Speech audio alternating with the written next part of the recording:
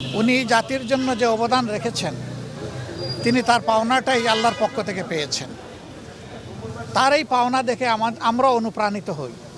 আমরাও যদি জাতির জন্য সেরকমটা অবদান রাখতে পারি, হয়তোবা এদেশের মানুষ আমাদেরকে এইরকমই একদিন বিদায় দেবে।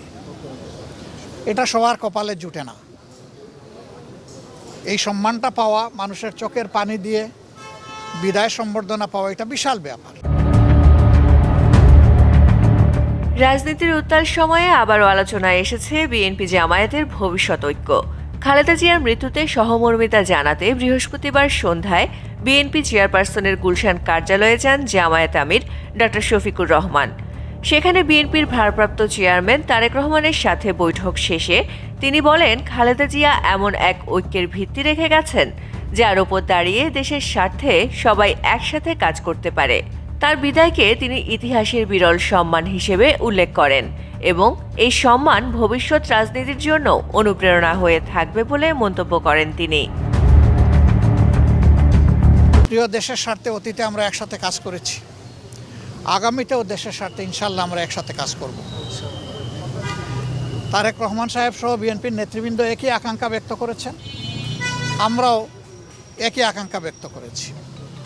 এমনকি আমরা এটাও বলেছি যে 5টা বৎসরের জন্য জাতির স্থিতিশীলতার স্বার্থে একটা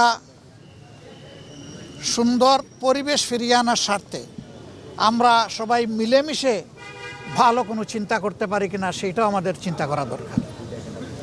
এবং আমরা এটাও বলেছি, নির্বাচনের পরপরই সরকার গঠনের আগেই আমরা ইনশাল্লাহ বসবো, খোলা মনে কথা বলবো, জাতির জন্য আমরা চিন্তা করব, জাতির জন্য আমরা সিদ্ধান্ত নিব।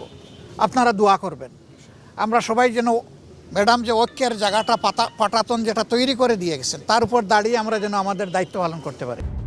একই সঙ্গে সামনে আসন্ন নির্বাচন ও গণভোটের প্রেক্ষাপটে বিএনপি ও জামায়াতের একসাথে চলার অঙ্গীকারের কথাও উঠে আসে। এই রাজনৈতিক আলোচনার মধ্যেই আলোড়ন সৃষ্টি করে ভারতীয় কূটনীতিকদের সঙ্গে বৈঠক নিয়ে প্রকাশিত কিছু সংবাদ। রয়টার্সকে দেয়া সাক্ষাৎকার ও পরবর্তী ফেসবুক পোস্টে জামায়াত আমির পরিষ্কার করেন, অসুস্থতা থেকে ফেরার পর যেমন অন্যান্য দেশের কূটনীতিকরা সাক্ষাৎ করেছিলেন, তেমনি ভারতীয় 2 কূটনীতিকও সৌজন্য সাক্ষাতে এসেছিলেন। সেখানে কোনো গোপন আলোচনা হয়নি এবং ভবিষ্যতে 2 দেশের স্বার্থ সংশ্লিষ্ট যে কোনো বৈঠক প্রকাশ্যেই হবে বলেও তিনি জানান। সুন্দর পরিবেশ ফিরিয়ে আনার স্বার্থে আমরা সবাই মিলেমিশে ভালো কোনো চিন্তা করতে পারি কিনা সেটাও আমাদের চিন্তা করা দরকার। তবু কিছু গণমাধ্যম এটিকে গোপন বৈঠক বলে উপস্থাপন করায় তিনি তীব্র আপত্তি জানান। এই বিষয়টি ঘিরে প্রশ্ন তোলেন জামায়াতের জোটসঙ্গী জাতীয় নাগরিক পার্টির নেতা সার্জিস আলম।